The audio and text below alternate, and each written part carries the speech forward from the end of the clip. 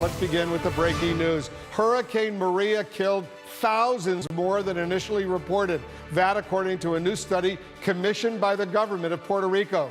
Researchers from George Washington University here in Washington, those researchers say the correct death toll should be 2,975. That's up from just 64. Let's go to our correspondent, Leila Santiago. She's here in Washington. She's over at George Washington University. Leila, you've been doing a lot of excellent reporting on all of this. This is a massive, massive change. And remember, these are all U.S. citizens we're talking about. Update our viewers. What can you tell us? Well, I just finished talking to the two lead researchers on this study, and the big question now, Wolf, okay, this study commissioned by Puerto Rico has found 2,975 to be the number of excess deaths, but will the government of Puerto Rico now take this study, now take this number and make it the official death toll? I have reached out to the government several hours now waiting on their response. They have not given that yet, but I want to make clear exactly what this is. Again, 2,975 is what they believe is the excess in deaths over what they believe would be average at this point had Hurricane Maria not gone by Puerto Rico, not destroyed Puerto Rico. But this is not a list of nearly 3,000 deaths that they have causes for that they believe to be Hurricane Maria related. So for many of the families who are hoping for some sort of closure, for some sort of help financially by being counted,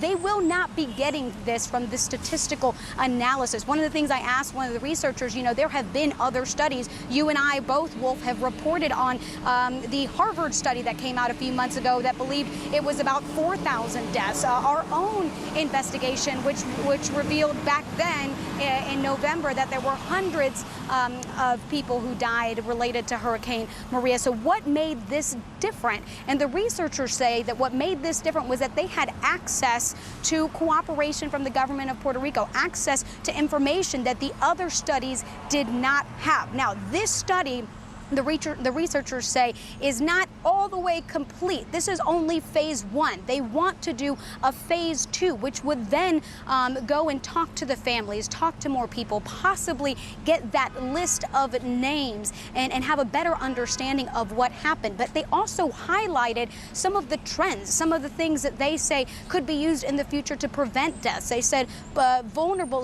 particularly vulnerable were old men in areas that were poor in Puerto Rico, that they saw more deaths than that, about a 60% increase in deaths among that population. They also talked about lack of communication between healthcare and government officials, local municipality officials, central and federal government officials. They really did highlight some discrepancies in filling out death certificates and how doctors were not formally trained on how to do that, and how that could lead in such a gap where today we stand at an official government death toll of 64, while this study stands at nearly 3,000. But again, Wolf, the very big question, the next step in this is finding out, will the government of Puerto Rico change that death toll to reflect this number? When this study was officially commissioned, I specifically asked the governor of Puerto Rico that question. He told me that he would be accepting those findings.